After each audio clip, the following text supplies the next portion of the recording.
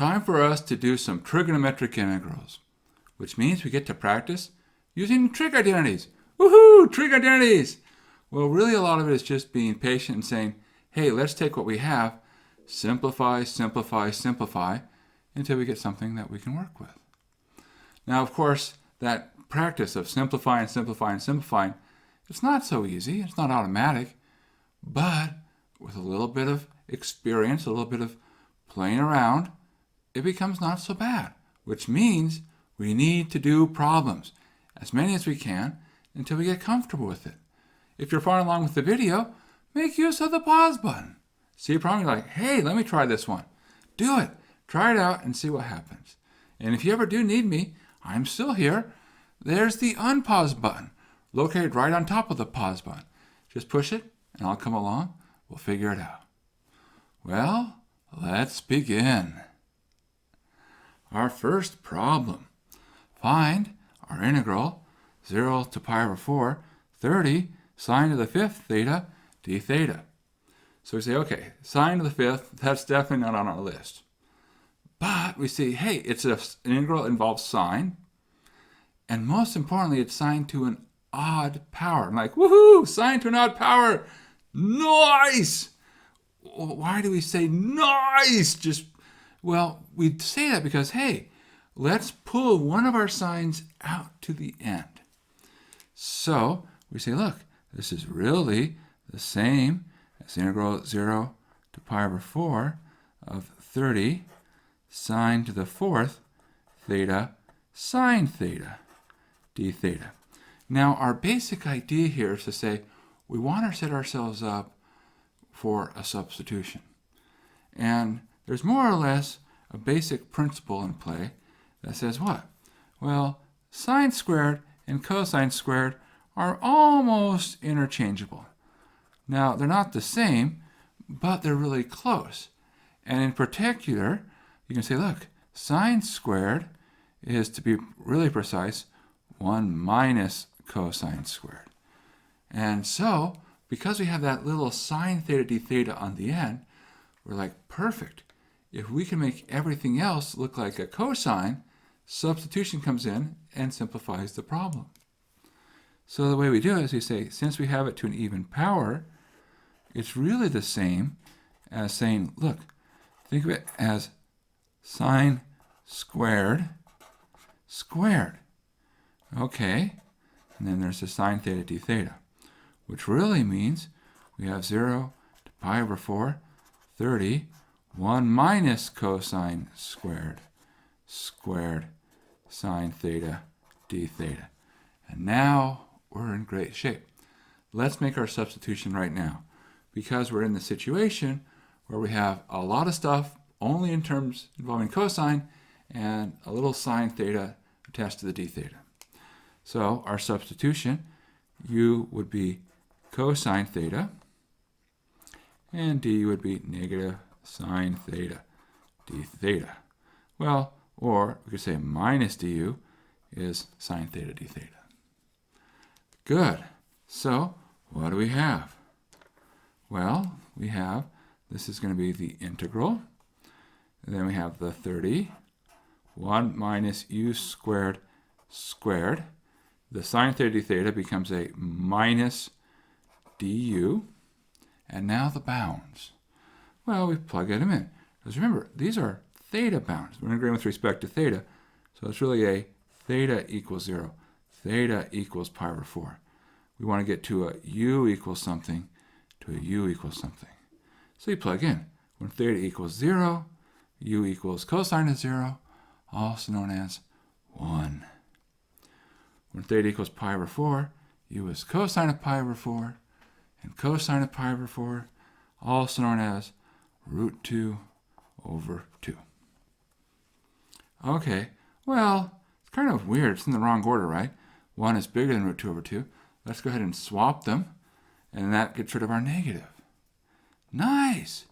Cool. So we have the integral, root 2 over 2 up to 1, 30. And now let's square that. So that would be 1 minus 2u squared plus u to the 4th du. So we're almost there. Let's go ahead and distribute that 30 through. So this is integral root 2 over 2 to 1, 30 minus 60 u squared plus 30 u to the 4th. Okay, great, perfect. We can integrate this. So this becomes what? Well, we have 30u, then 60u cubed divided by 3. So that'd be 20u cubed. And then here, it would be what? 30u to the 5th divided by 5. So that'd be 6 times u to the 5th. All right, evaluate that from root 2 over 2 up to 1. Okay, so, well, now we have to just evaluate, clean it up. Hopefully it becomes not too bad. When we plug in 1, what do we get? 30 minus 20 plus 6. Plugging in 1 is great. What a wonderful number. Okay, so this becomes our 30 minus 20 plus 6. Minus, now you plug in root 2 over 2. Okay, so we have 30 times root 2 over 2 minus 20, excuse me, root 2 over 2 cubed plus 6. Wow. What a crazy number. Root 2 over 2 to the 5th. Okay, well, almost there, right? Now, we could leave it like that, but you're probably going to guess, I don't think Steve will leave it like that. You're right. Let's clean it up a little bit more. So, what do we have? Well, the first term, that's not too hard to figure out. This right here is the same as 15 times root 2. Now, let's think about this. What do we have? Well, we really have, if you were to take root 2 times root 2 times root 2, that would be 2 root 2. Downstairs you'd have an 8, and here you have a 20. So, what does that become? Well, it's 20 times 2 divided by 8 is 5. So, the middle term becomes a 5 root 2, and that's going to be subtracted. Now, the last term, what do we have? Well, you have a 6 times a 2 times a 2 times a root 2 divided by, downstairs, 2 times 2 times 2 times 2 times 2, 2 to the 5th. Now, where did these 2's come from here? Well, that's a root 2 times a root 2 gives a 2, another root 2 times another root 2 gives another 2. So there you have 2 2's and then a single root 2 left. And this is how, of course, you live long and prosper in mathematics. All right, well, which means what? Well, it means we can do some cancellation, right? We can cancel a 2 with a 2, a 2 with another 2. We can even cancel this 2 with another 2, which gets us, well, part of the way there, right? So, what are we left with? Well, we're left with a 3 over 4 root 2. Okay. So, in particular, we have what? Okay, let's be careful here. We have 15 root 2 minus 5 root 2 is 10 root 2. Now, 10 root 2 is the same as 40 over 10. Whoops, sorry. 40 over 4. Yeah, there we go. 40 over 4 root 2. So that's 15 root 2 minus 5 root 2 is 10 root 2 or 44th root 2. Then we're going to add to that 3 over 4 root 2, which is 3 over 4 root 2, which gets us to our final answer. And we'll put that over here. 30 minus 20 plus 6, that's 16. Then subtract. Then we simplify this, we ended up with 43 over 4 times square root of 2. That's it. That's the answer. Wow, what a crazy answer. But that's okay. Not everything has to be pretty. Sometimes you get a little bit unusual numbers, but that's all right. That's all right. Great. Well, let's keep going. So, our next problem. Find the integral sine squared t cosine to the 4th t. Aha! Sines and cosines. Great news. A little bit of a bad news. All the powers here are even. Okay, so what do we need to do? Well, if all the powers are even, we reduce. That's our goal. So there are 3 power reduction identities, and the one I like to use the most is the one that says sine times cosine is going to be sine of double the angle over 2. And we'll write down the other ones. Cosine squared, 1 plus cosine, double the angle over 2. And sine squared, which is 1 minus cosine of double the angle over 2. So the way I like to think about it at the beginning is say, okay, if I'm going to use my power reduction, I want to use the sine times cosine as much as I can. So the way I can do that is to say the following. I'm going to think of this integral as there's 2 sines and there's 4 cosines. So I'm going to say, I'm going to pull out a sine times a cosine squared. So that gets 2 sines and 2 cosines, and I still have a cosine squared left over. All right. Now, from here, we say, look, use power reduction on the first term. So that becomes sine squared of 2t over 4. All right, because we take sine 2t over 2 squared. Cosine squared of t becomes 1 plus cosine 2t over 2. All right, good. We've made great progress. Now, let's distribute and see what we have. At this point, we say, look, this is really the same as 1/8 sine squared of 2t plus 1/8 sine squared of 2t cosine of 2t, and that's integral dt.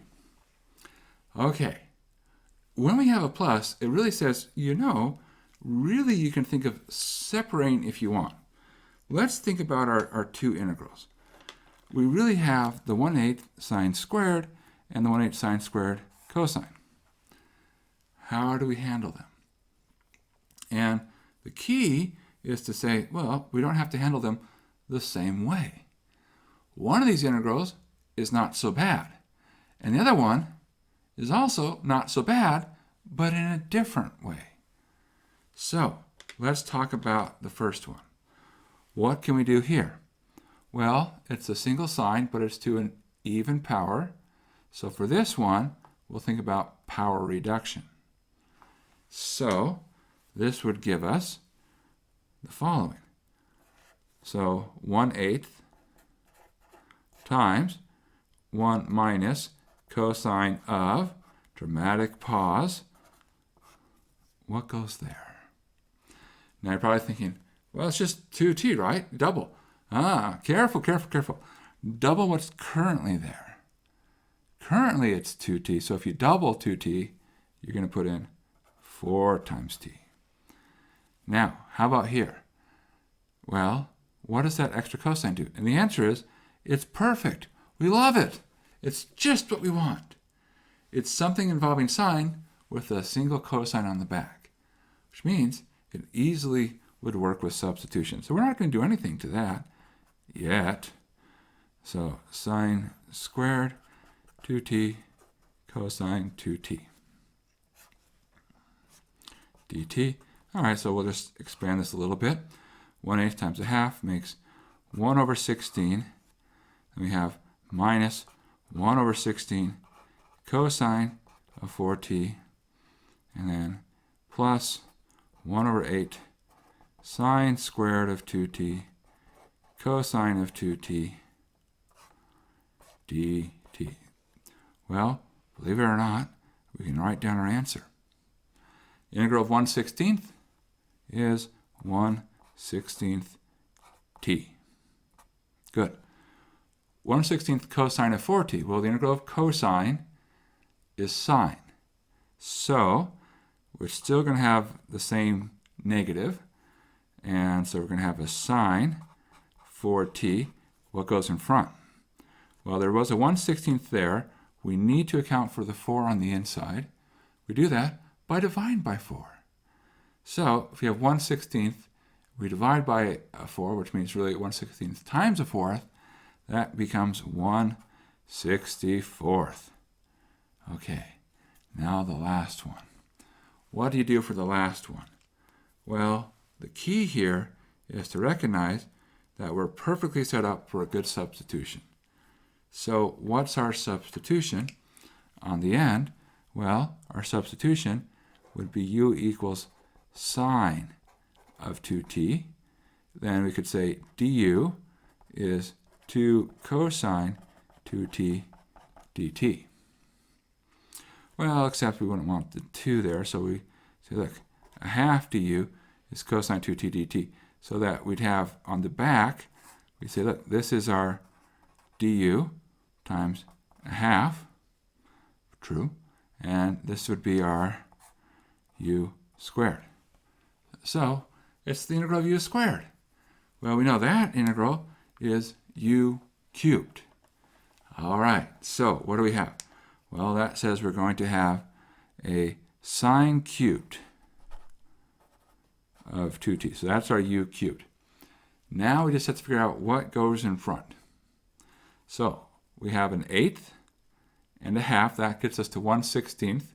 And then remember, when we integrate u squared, we have a u cubed over 3. So we need to divide by another 3. So that would be 1/16 times 1 over 3 gets us to 1 over 48. Now, if you're skeptical, take the derivative and see what happens. The 3 comes down, then you have sine squared of 2t times derivative of sine cosine of 2t times the derivative of 2t, which is 2. And you end up getting back to, lo and behold, 1/8. Are we done? One more thing. Of course, plus the c. And there we go. That's it. Aha! Beautiful! What a fun problem. Good, fun problem. All right, well, let's try something a little different. Evaluate the integral of secant times tangent cubed. Okay, cool. Now, how to approach this? And generally speaking, what do we want? Well, we're looking for an integral where we can do one of two things. Where we can either pull off a secant tangent and everything else becomes secant, or we can pull off a secant squared and everything else becomes tangent. Well, are we in either of those scenarios? We don't really have enough secants at the moment, but keep in mind, and you should always keep in the back of your mind, if needed, I could produce more secants. So remember, what's the idea? That if I really have secant to an even power, it's really like tangent to an even power. Now, when I put a squiggle here, it's like I can replace it with something that looks like it. I'm not saying that secant squared is tangent squared y, but I'm saying they're similar, so that if need be, I can make the transition. But what do we see? We do see a single secant. So we're like, well, let's start there. So we could say this is a tangent squared y times a secant y tangent y dy. So we have a secant tangent. We pulled that off to the end. Bloop. And we have tangent squared. And at this point, you're like, if only it had been secant. But remember, we have that kind of like, oh yeah, tangent squared can look like a secant squared. And let's be more precise. What do we have? To be more precise, what we really have is that secant squared is equal to tangent squared plus 1. So I can replace tangent squared. That's the same as secant squared minus 1. So I have secant squared y minus 1 times secant y tangent y dy. And now we're in business. Because the first part, the beginning part, it's all secant. And the last part is the derivative of secant. So perfect, perfect, just what we like. We can say u equals secant, then du becomes secant tangent. And now we're like, okay, carry out that substitution, and what do we get? Well, we get, this is the integral of u squared minus 1 du. That's a fantastic integral. We know how to work with that. That's 1/3 u cubed minus u plus c. But of course, we're not done. We've got to go back. So, what do we get? We'll get 1/3 secant cubed y minus secant y plus c. And done. Done. All right. So remember, when you see integrals involving secants and tangents, you say, can I pull off a secant tangent and can I make everything else look like secant? Or can I pull off secant squared and make everything else look like tangent? And if the answer to either of those is yes, life is good. Well, of course we want life to be good. It's a lot better than the alternative when life is not good, right? Between the two, go with a good life. Go with a good life. All right, let's try another problem. Find now the integral tangent cubed times secant to the 4th. Okay. Well, let's think about what we could do. Because now there's plenty of tangents and secants. If anything, there's too many, right? So let's think about our possibilities. Now, one thing we could do is say, let's pull off a secant squared. Okay, so option number 1 is if we pull off a secant squared, what do we have? Well, we have integral tangent cubed x, then a secant squared x, and then a secant squared x dx. And the idea of pulling this off is we want this to become our du. Now, the only way we can make it become our du is to have all the rest of the part, the part in front of it, has to be everything in terms of tangent. The tangent is great. We love that. Secant squared, we want to work with that. But we can work with that because there's this nice fact that says, hey, I can exchange a secant squared looking thing for a tangent squared looking thing. And in particular, we say, well, wait a second. This is really the same as tangent cubed times 1 plus tangent squared. Because secant squared is 1 plus tangent squared. All right, great, wonderful. And so we're ready to make our substitution. So our substitution is what? Well, we're going to let u equal tangent of x. Du would be secant squared x dx. All right, now what do we get? Well, with our substitution, we get the following. This is u cubed times 1 plus u squared du. Ah, that looks like a good integral. The kind of integral we'd like to take home to meet our family. Mom, Dad, I met this lovely integral at university. Ah, we're so happy for you. So happy for you. Okay, so u cubed plus u to the 5th, distribute. And now we're almost there. 1/4 u to the 4th plus 1/5 u to the 5th plus c. But to finish it off, we have to go back. What is u? U is tangent. So we end up with 1/4 tangent to the 4th. Whoops. Why did I say 5th? It should be 1/6 u to the 6th. I am so sorry about that. 1/4 tangent to the 4th x. I got suspicious because, see, the power here differs by 2. So these powers should differ by 2. Okay. Well, this is one of those things you learn to spot your errors. After you start making a lot of errors, you learn to say, hold on, let me check myself. Because it's important to check yourself before you wreck yourself. Or at least, so say the modern day philosophers. All right. And we're done. But look at all this space we have left.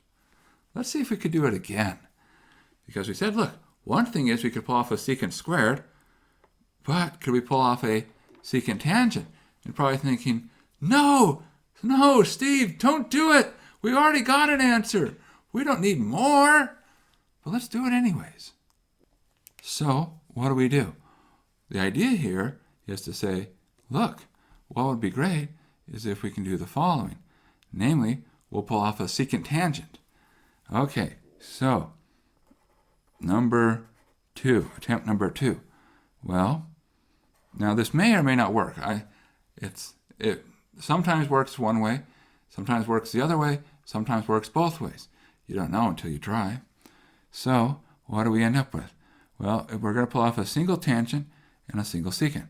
So we're going to have a tangent squared, secant squared, and then we're going to have a secant cubed. I already pulled off one secant, and a secant tangent dx. With the idea that this last part is going to become our du. Now, the way that would happen is if we can write everything in front of it as secant. So the secant cubed, we're pretty happy with that one. Tangent squared, except we say, hey, wait a second, tangent squared is like secant squared. And so we can replace it. And indeed, tangent squared is what? It's secant squared minus 1. So we have secant squared minus 1 times secant cubed times secant x tangent x dx. Okay, so we're ready. Our substitution. U equals secant of x, du equals secant of x tangent of x dx. Great. Wonderful. So what are we getting? Well, we're getting, this is the integral of u squared minus 1 times u cubed du. Well, that's the same as the integral of u to the 5th minus u cubed du, which is, when we integrate, 1/6 u to the 6th minus 1/4 u to the 4th plus c. Okay, no big surprises. We're not done yet. We got to go back and substitute. And what do we get?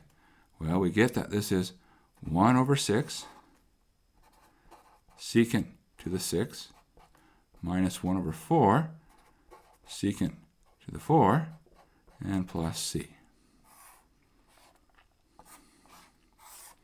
And there we go. Now, you might be saying, uh-oh, our answers, they don't match. They're different. But the thing is, they actually do match.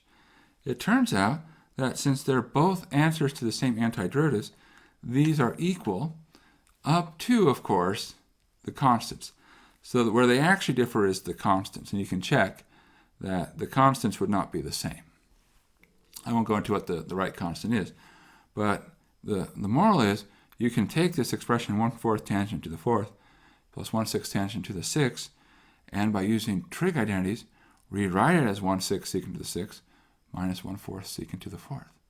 They're actually equivalent to one another, up to a plus c. And It's not so bad to do that. We won't do it now, but it can be done. It can be done. And this is sort of one of those curious things that happen, that it's possible for two people to do the same problem, to get two answers that look different, but in reality, they're actually the same. Ah, wow, what a fun thing. Isn't integration cool? I think so. I'd give it at least a 4.5 out of 5 stars. Why not 5 out of 5?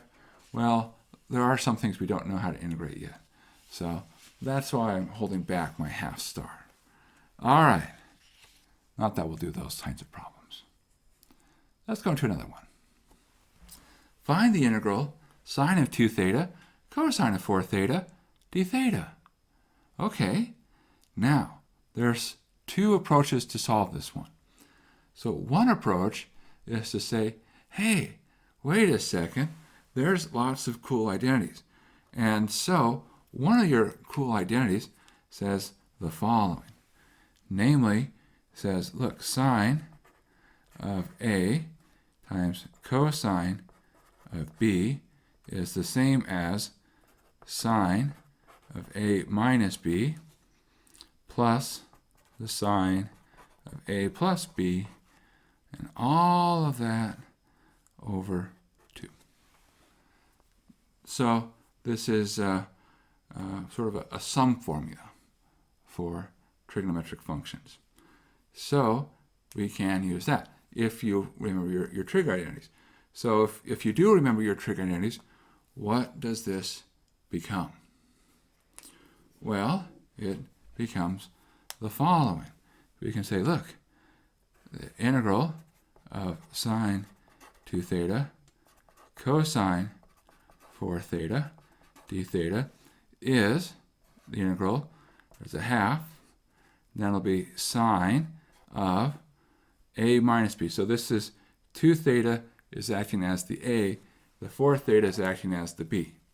So this is A, this is B. So we'd have A minus B would be 2 theta minus 4 theta, and plus sine of A plus B, so that would be 2 theta plus 4 theta d theta, which, if we clean that up, that's the integral 1/2. Let's do this term on the back first. That's sine of 6 theta. Now here, 2 theta subtract 4 theta would actually be negative 2 theta, but sine, it's kind of a peculiar function. Some people might say it's a little bit eccentric, unusual, strange, weird. Some might even call it odd. So you can pull the negative out. So minus sine 2 theta. All right, now from here, we're practically done. We know how to integrate sine. Integral of sine is negative cosine. So we end up with minus 1/12 cosine 6 theta. The 12, because we have to divide by 6. And then a plus 1/4 cosine 2 theta. Now, plus, because the integral sine is minus sine, so there's another negative. 2 negatives make a positive. There's a half there, don't forget, and divided by 2 again. And plus c. So that would be if you remembered your identities. Is there another way to do this one? And the answer is, yeah, of course. There's almost always another way to do these problems. So what can we do? Well, we can say the following. Say, look, what's our real problem here? Why can't we just write down an answer right away? The challenge lies in the following. Namely, that when we look on the insides, they're not compatible.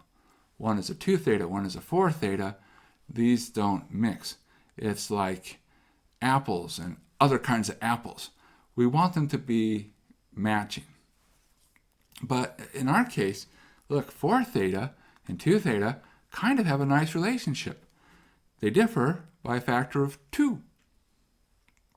So we can do a double angle thing on our cosine so that we get down to, instead of cosine of 4 theta, we can reduce it to something involving angles only saying 2 theta. Now, what are the double angle formulas? Well, it turns out for cosine, there's actually 3 ways to write it. So the one that we emphasize is, look, cosine 2 theta is cosine squared minus sine squared. But cosine squared turns out to be 1 minus sine squared. So if you replace cosine squared by 1 minus sine squared, then you have 1 minus sine squared minus another sine squared, which makes it 1 minus 2 sine squared. We could play the game again, though. Say, hey, hold on, sine squared is really 1 minus cosine squared. And if we're careful and make sure we distribute our minus root correctly, we could also write it as 2 cosine squared minus 1. So we actually have 3 choices when we're doing double angle formula for cosine.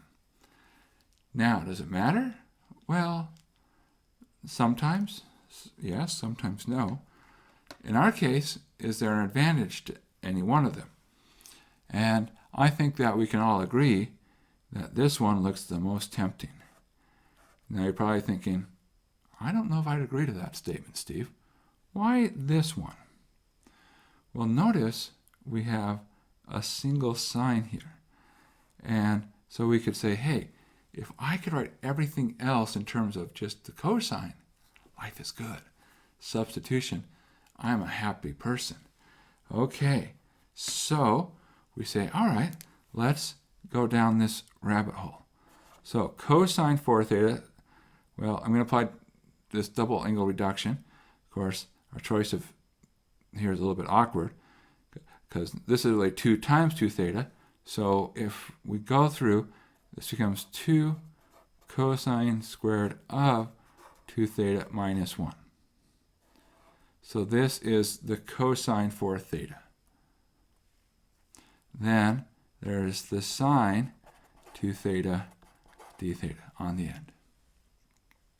Now we're in good shape. What can we do? Well, we're ready to make a substitution. So the substitution that we'll make is the following. We're going to say let u equal cosine of 2 theta. Then du is minus 2 sine of 2 theta d theta. Or, put another way, we can say minus 1/2 du is sine 2 theta d theta.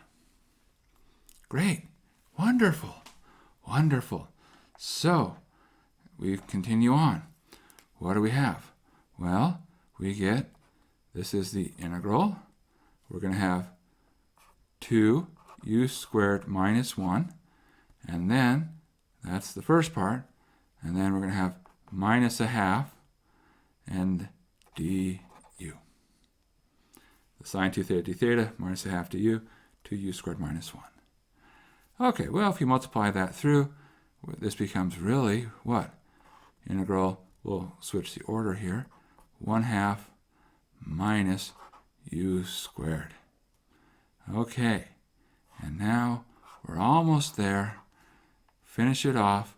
We get this is equal to 1/2 u, 1/2 u minus 1/3 u cubed plus c. And the last thing for us to do is to go back and say, but what is u? It's the cosine. So we get 1/2 cosine 2 theta minus 1/3 cosine cubed of 2 theta plus c. And there we go. That's it. Now, which answer is correct? They both are. They both are. They're both antiderivatives of the same thing.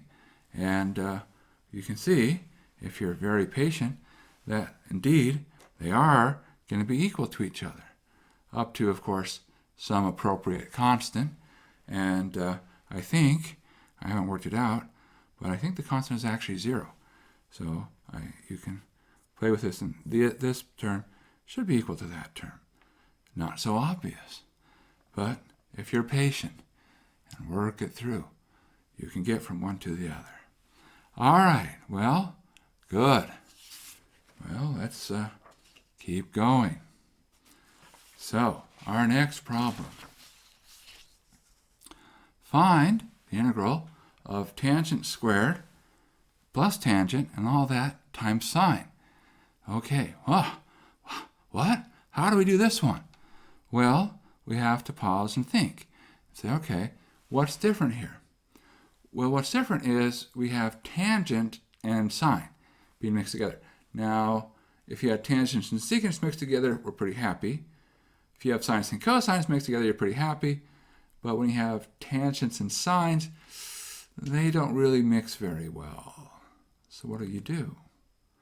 Well, the answer is you say, look, when in doubt, put everything back in terms of sine and cosine. Because everything in trigonometry can be rewritten in terms of sine and cosine. So they're kind of like our nice building blocks. And the reason we like to reduce everything to sines and cosines is because you say, well, can I write everything in terms of secant and tangents? And the answer is, yeah, you could do that. But the reason sines and cosines get an A+ rating from us is because they have such nice derivatives and antiderivatives. So we strongly prefer those. All right, so what do we have?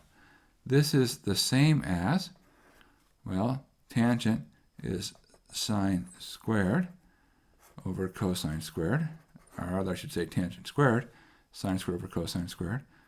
And distangent is sine over cosine, and times that by sine. All right, good. Now, let's distribute through, and we'll see what we get. So, when we do that here, we come to the first term, and we say, well, what do we have? Well, we have sine cubed over cosine squared. Okay, we'll come back to that one in a second. Here, we have sine squared over cosine. All right, interesting. We'll come back to that one in a second. All right, well, let's look at this one. Sine cubed over cosine squared. What can we do? What can we do? Well, we kind of know what to do. We say, hey, we recognize something, namely, it's a sine cubed. That means that the 3, that's the odd power. And when we have an odd power, we say, perfect, I can really think of this part right here as sine squared theta times sine theta over cosine squared. And the idea is, let's rewrite the sine in terms of cosine. Now, that's the same as 1 minus cosine squared times our sine theta divided by cosine squared.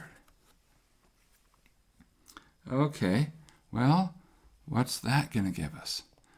If we simplify, we now have this part right here becomes sine over cosine squared, and then cosine squared over cosine squared, that cancels, minus sine. Okay, so that's the first piece. We'll come back to that in a second. Let's do the same thing here. See, the problem is there is an odd power, but it's downstairs. That doesn't rule out that we can't do something with that odd power.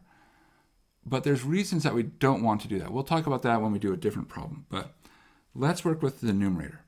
What's another way to write sine squared? Well, 1 minus cosine squared over cosine, which we can rewrite that as what? 1 over cosine minus cosine. Because cosine squared over cosine is cosine. All right, so what do we have? We have the integral of sine of theta over cosine squared theta minus sine theta, okay, plus 1 over cosine theta minus cosine theta. So far, So good. No problem. Now, let's think about these terms one at a time. Some of these terms we're pretty happy with. The cosine, we're happy with that one because we can do something there. Similar with the sine because we can integrate. 1 over cosine, that has another name. What's another name for 1 over cosine? This part is also known as secant. And now we're like, secant? We know that one. That's on our list. So now we're happy. Good. Now we come to our first one. Sine over cosine squared. It looks like we might be a little bit challenged, but we can spot something. Sort of like, let's work our way backwards and say, hey, there's another way to think of sine over cosine squared. This is the same as sine over cosine times 1 over cosine. And now you might say, well, what? Why? Well, what do you see? Sine over cosine is really tangent. 1 over cosine is secant. So this is secant tangent, which makes us happy, right? Because we're happy, because that's on our list of things we can integrate. So, in fact, all the pieces now are things we can actually integrate. And so we have this as the integral. We'll write it one more time. Secant tangent minus the sine plus secant minus cosine d theta. And let's go through it term by term. Integral of secant tangent is secant. Integral of sine. Well, the integral of sine is negative cosine. There's already a minus, so that makes a plus, a cosine. Integral of secant. Ooh, this is the hard one. Do you remember that one? It is log secant plus tangent. Integral of cosine is sine. Don't forget that there's already a minus, so we get a minus sine. And of course, because we want all the points, we do plus c. And there we go.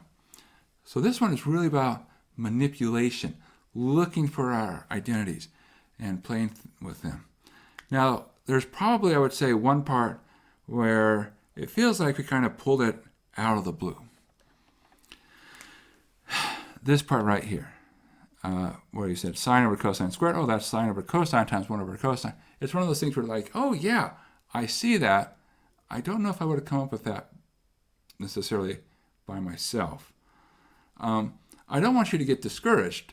And I'm not saying that, oh, this is a trivial, you should have automatically spotted it. Because what you're seeing is you're seeing someone who's actually done this problem before, has also been doing this for a while, and knows how to look for certain patterns. Even if you hadn't seen this pattern, we still could have made progress. So there's another way we could have done this piece right here. So how could we have done it? Well, what we could have done is if we hadn't spotted that, here's the alternative way to integrate this part. We say, look, we've got sine to an odd power, and so we can think of this as 1 over cosine squared times sine. And the way we can integrate is do our substitution. U equals cosine, du would be negative sine. And if you make this substitution, we get a 1 over u squared, and there's a minus du. So this becomes the integral of 1 over u squared is the same as u to the negative 2. And now, that's a pretty straightforward integral to do. That becomes what? Well, it becomes u to the minus 1. Or, that's 1 over u. 1 over u is 1 over cosine, which is secant. So, if you hadn't seen this, you still could have gone to secant by making a substitution. So don't worry. You don't have to see all the tricks. Because the thing is with trigonometry, there always feels like there's a lot more tricks. It's like, there's always another twist somewhere. Like, oh, this little, if we saw the right identity. But even if you don't see them, there's oftentimes another way to make it work. So don't think about thinking, how can I find the way? Think about, okay, how can I simplify what I have right now? And if you don't put all that pressure on you about like, oh, I've got to find like the only way, there's like one and only way. There's not. There's many ways. Many roads lead to the correct answer, especially when you start having trig involved.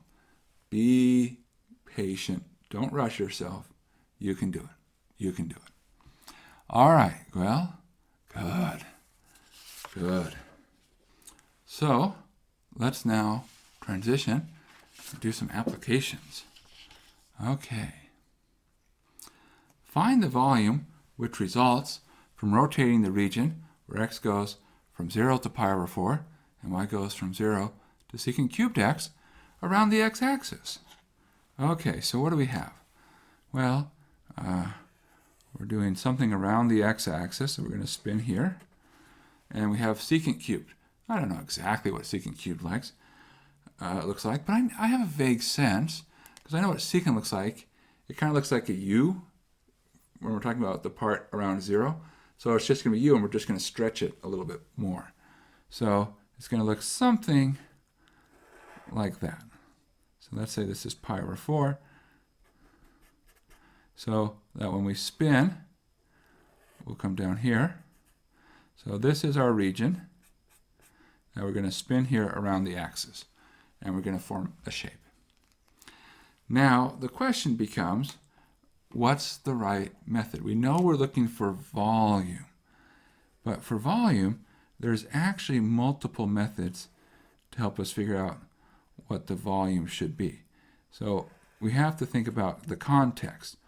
And here the context is, all right, how do we slice? What happens to the one particular slice? So since everything is given as a function of x, I want to integrate with respect to x. So a slice looks like a little sliver here. And when we spin that, what are we forming? Well, we're forming, and so our picture's getting a little bit crowded here, but what do you see? If we were not too crowded, you would see, aha, this is a disk. So we're going to use the disk method, which is just a special case of the washer method. Now, how does the disk method work? Well, it says that when we spin, what we form as our cross sections are circles.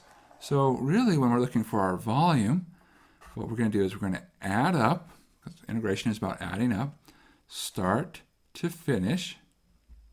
Then our circles are going to be pi times our radius squared times our thickness.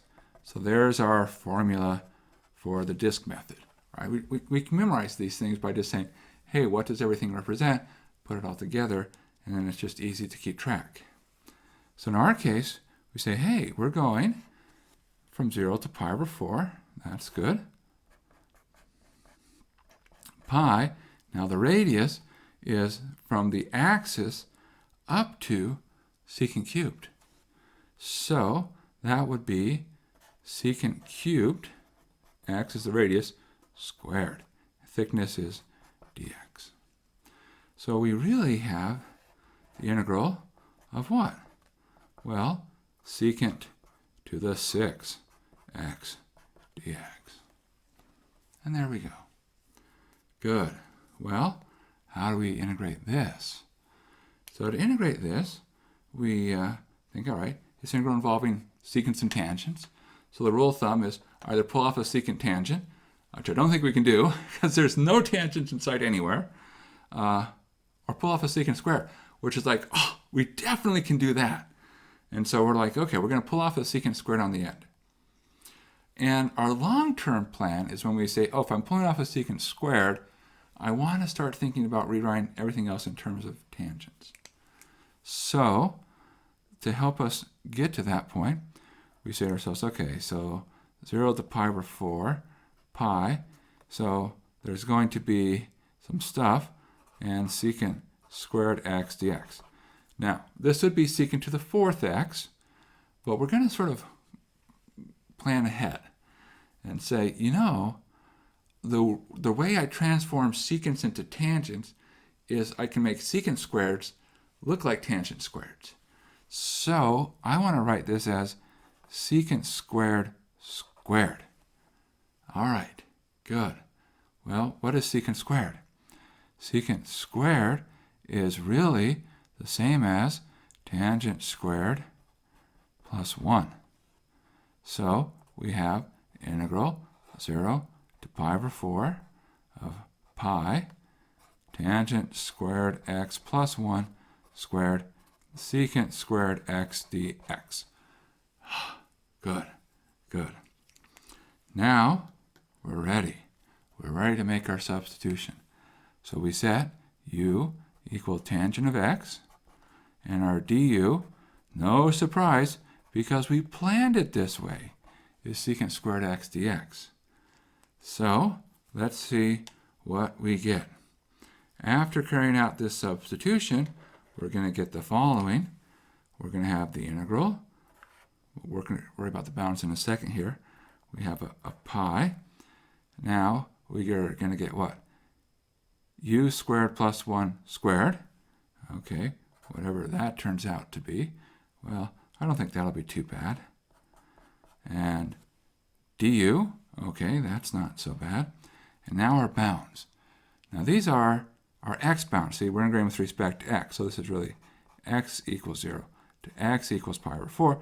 We need to get to u bounds. It's not so bad. We plug it in. When x equals 0, u is tangent of 0, which is 0. Great. Perfect. Lovely bounds. When x equals pi over 4, u is tangent of pi over 4, which means it's 1.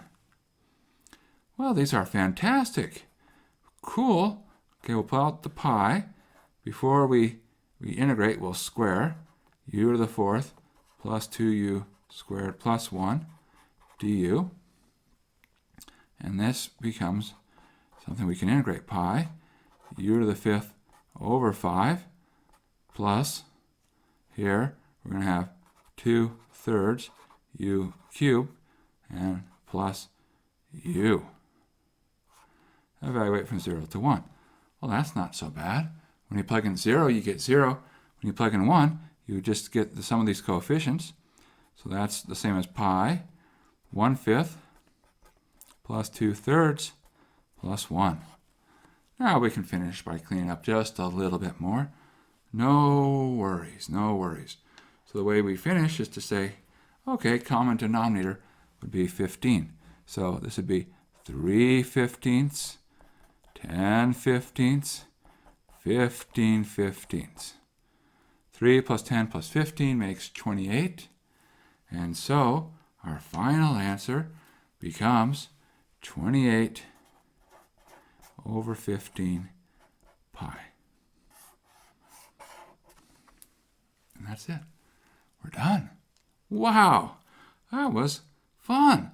And probably not the answer we were expecting. 28 over 15, it's not what you would think. If you were just like, hey, I'm going to guess this, 28/15 pi. Well, but we don't have to guess. That's sort of the point. We're getting to the point where we have our tools so that we can just methodically work through our problems. All right, well, let's do one more. One more to finish it up. Here we go. Find the area enclosed by the parametric curve cosine cubed t, sine cubed t, where t goes 0 to 2 pi. So there's a picture of it right there. It's kind of a weird looking shape, maybe not the most obvious shape. It might help to sort of think, what does this kind of vaguely feel like?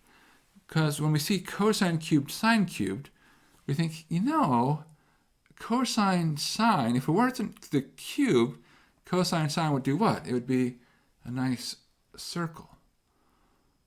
And so it's actually not far off from a circle. You can check. What happens is you start there, and you work your way up, and then you work your way back down, and you go around. So this is at time t equals 0. Up here is time t equals pi over 2, and so forth and so on. And indeed, it's not so hard to see that this is going to be x to the 2/3 plus y to the 2/3 equals 1.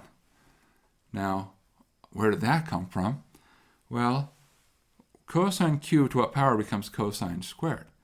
Well, you take it to the 2/3 power. If you cube something and then take that to the 2/3, you get the square. So this is really cosine squared. This is really sine squared. And cosine squared plus sine squared equals 1. So that's the curve we're dealing with. Maybe not the most obvious curve to look at least not the one we might think to begin with. All right, so that's what we have. Now we're looking for the area. How do we find area? Well, the way we find area is we slice things into rectangles. Now there's two choices. What are our two choices? Well, one choice is we could slice rectangles in a horizontal fashion. And I should say, before we get too far, let's simplify it and use symmetry. So we'll just multiply by 4. Whatever the answer is for the first quadrant, quadruple it, times it by 4, that's the total. Okay, so one option is these small horizontal rectangles, and the other options would be slice things up into small vertical rectangles. See, those are sort of our two things, right? Because when we're looking for areas, the way we think about it is, let's chop things into pieces we know, and we know rectangles. We love rectangles. We're really good at them. Now, there's not a right or a wrong answer. But in this case, there's a slightly better answer. And the slightly better answer is horizontal. And you probably were thinking vertical when I said there's a slightly better answer. So let me see if I can justify why I feel horizontal is the way to go. So the reason I want to focus on the horizontal rectangles is to think about, how do we find areas of rectangles? Well, so our total area is adding up from start to stop. And what we have is we really have a length and we have a height. So when we talk about area in parametric, we think about, well, what do the length and the height correspond to? So they should be things which are measurements in x. So oftentimes when we think about our curve, we say, well, if I were doing the rectangles, if I was looking at height, and if I'm thinking about doing horizontal rectangles, I'd look at something that looks like y prime of t dt.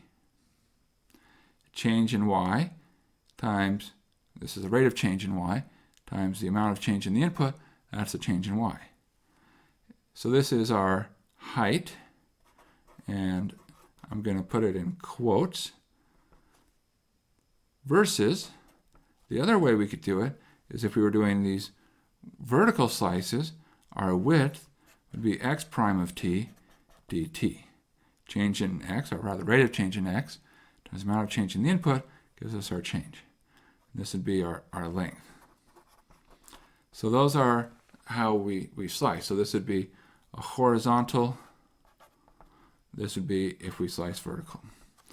Now, this is a really, really long way for me to say, why do I have a preference for the horizontal slicing? I'm somebody who really likes to keep my signs as simple as possible. I like to avoid introducing negatives. Look at what's happening to our y prime. Y prime is saying, how does our y change?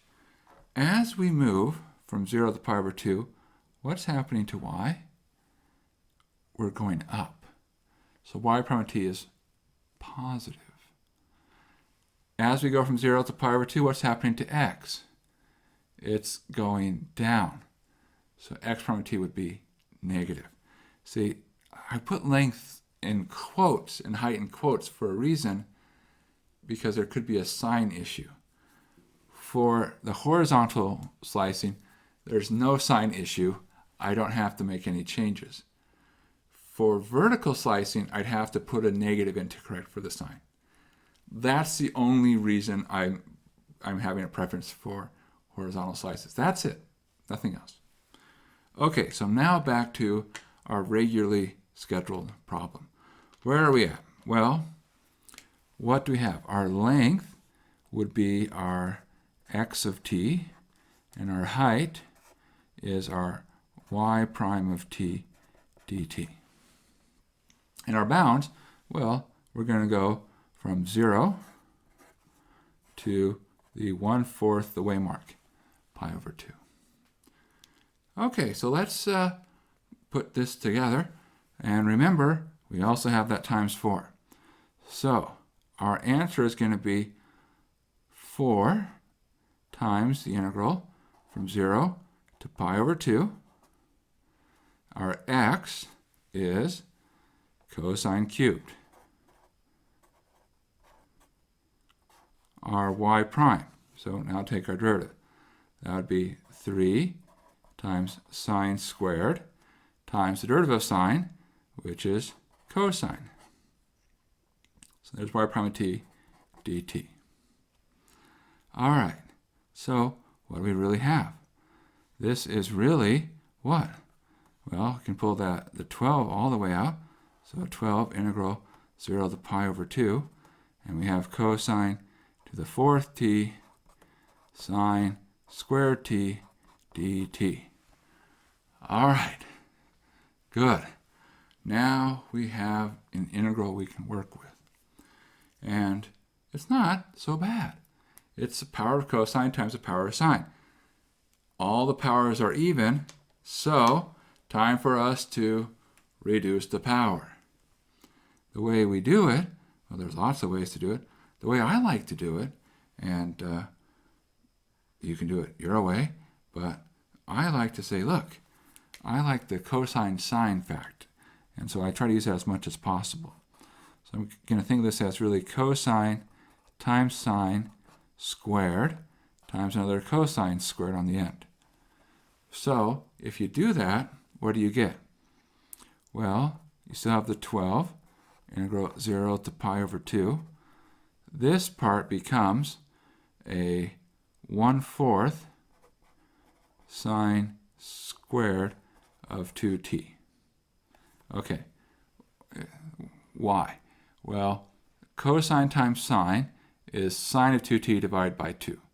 If you take sine of 2t divided by 2 and square it, that's where this is coming from. Cosine squared is what?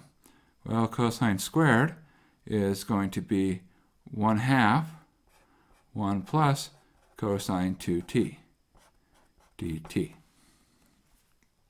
All right, so there we go. Good. Progress, right? Yeah, it's progress of a sort. Certainly, certainly. Okay, so let's clean this up. Okay, so you can pull out the 1/4, you can pull out the half, and what do you get? This is 3/2, and then you have integral 0 to pi over 2, and now we have, where are the 3/2? 12 divided by 4 is 3, and then there's another half. You have sine squared of 2t, right? Because you multiply that through. But sine squared of 2t, power reduction again. So I'm going to think of sine squared of 2t as 1/2 minus 1/2 cosine 2t. Okay, so that's the sine squared 2t plus sine squared 2t cosine 2t. Whoop, I'm really running out of space. I kind of fit it in. All right. We were squished in. You can barely see it, but hopefully you know what I'm trying to write here. We'll move over and give ourselves some space. So I used power reduction once, twice, then 3 times. Used all our power reductions. And now we're in pretty great shape. In fact, we can integrate all these pieces. So what do we have?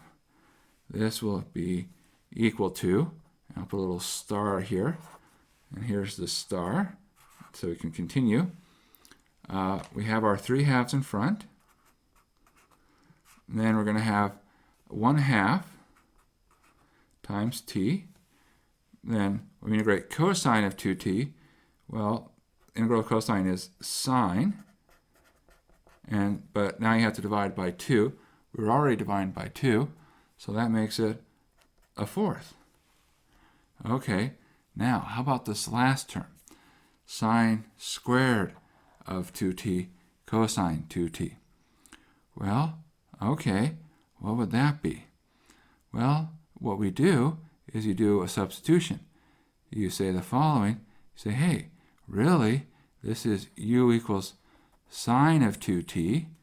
Then you'd have 1/2 du is cosine of 2t dt. So it becomes the integral, just this last part right here, of 1/2 u squared. Okay, well, that would be 1/6 u cubed plus c, which is, what is it, 1/6 sine cubed 2t plus c. All right, so that's the last part. So plus 1/6 sine cubed of 2t. Okay, great, good. And we don't need a plus c because it's a definite integral. Evaluate from 0 to pi over 2. Okay, so as soon as we plug it in, we'll be done. Now, let's plug in pi over 2. We're going to have 3/2 times 1/2 times pi over 2. Well, that's really 3 times pi over 8, right? Okay, so I'm just going to write that down. 3 times pi over 8. Good.